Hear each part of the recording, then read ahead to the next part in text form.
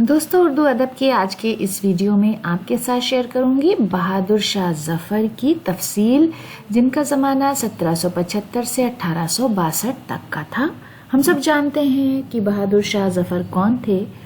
اس کے علاوہ بھی ان کی ایک اور شخصیت تھی اور وہ تھی ایک شاعر کی حیثیت سے۔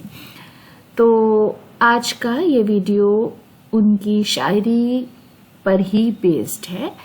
بہادر شاہ ظفر کی غیر معمولی شہرت کی وجہ 1857 کا انقلاب ہے، تاہم ان کی ہمگیر شخصیت میں اس بات کا بڑا دخل ہے کہ وہ اودھ کے ایک اہم شاعر تھے۔ ظفر ان شاعروں میں ہے جنہوں نے شعری اظہار میں اردو پن کو فروغ دیا، اور یہی اردو پن ظفر کے ساتھ ذوق اور داغ کے وسیلے سے 20ویں صدی کے عام شاعروں تک پہنچا۔ مولانا حالی نے کہا ہے کہ ظفر کا تمام دیوان زبان کی صفائی اور روزمرہ کی خوبی ہے، اول تا آخر یکساں ہے۔ بہادر شاہ ظفر کا نام ابو ظفر سراج الدین محمد تھا۔ ان کی ولادت 14 اکتوبر 1775 میں ہوئی۔ لال قلعے کی تہذیبی زندگی اور اس کے مشاغل میں بھی انہوں نے گہری دلچسپی لی۔ شاہ عالم ثانی کے انتقال جب ہوا اس وقت ہوا جب ظفر کی عمر 31 سال کی تھی، لہٰذا انہیں دادا کی صحبت سے فائدہ اٹھانے کا پورا موقع ملا۔ انہی کی صحبت کے نتیجے میں بہادر شاہ ظفر کو مختلف زبانوں پر قدرت حاصل ہوئی۔ اردو اور فارسی کے ساتھ ساتھ برج بھاشا اور پنجابی میں بھی ان کا کلام موجود ہے۔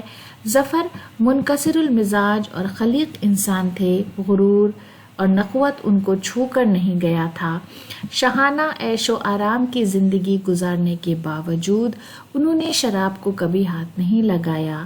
شہزادگی کے زمانے سے ہی مذہب کی طرف جھکاؤ تھا اور کالے صاحب کے مرید تھے۔ 17 اکتوبر 1858 کو سابق شہنشاہ دلی اور مغلیہ سلطنت کے آخری تاجدار ابو ظفر سراج الدین محمد بہادر شاہ ثانی نے دلی کو ہمیشہ کے لیے خیر آباد کہہ دیا اور رنگون میں جلا وطنی کے دن گزارتے ہوئے 7 نومبر 1860 کو صبح 5 بجے قید و حیات و بند غم سے چھوٹ گئے۔ ظفر نے اپنے آخری زمانے میں انتہائی پردرد غزلیں لکھیں۔ شعر و ادب سے ان کو گہرا لگاؤ رہا۔ انہوں نے مختلف زبانوں میں شاہ نصیر، عزت اللہ عشق، میر کاظم بے قرار، ذوق اور غالب کو اپنا کلام دکھایا۔ ان کی شاعری مختلف ادوار میں مختلف رنگ لیتی رہی، اس لیے ان کے کلام میں ہر طرح کے اشعار پائے جاتے ہیں۔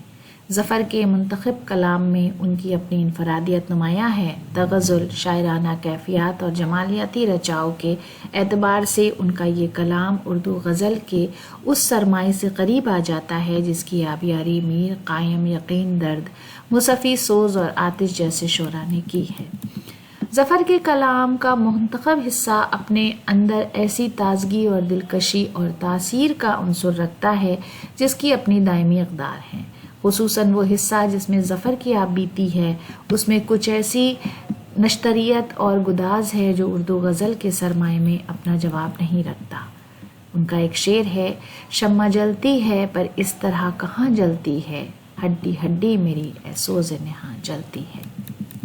ظفر کی پوری زندگی ایک طرح کی روحانی کشمکش اور ذہنی جلاوطنی میں گزری۔ ایک مسلسل عذاب تھا، ہڈیوں کو پگھلا دینے والا یہی غم ان کی شاعری کا اصل محرک ہے۔ اس آگ میں جل کر انہوں نے جو شعر کہے وہ ہمارے سامنے ان کا ایک زبردست المیہ کردار پیش کرتے ہیں۔ ہر نفس اس دامن مژگاں کی جنبش سے ظفر ایک شعلہ سا بھڑکا اور بھڑک کر رہ گیا۔ کتنا ہے بد نصیب ظفر، دفن کے لیے 2 گز زمین بھی نہ ملی کوئے یار میں۔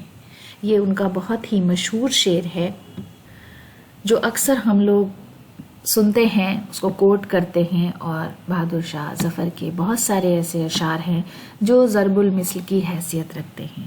دوستو، آج کا ویڈیو یہیں ختم کرتے ہیں۔ امید ہے کہ ویڈیو آپ کو پسند آیا ہوگا۔ ویڈیو دیکھنے کے لیے بہت بہت شکریہ۔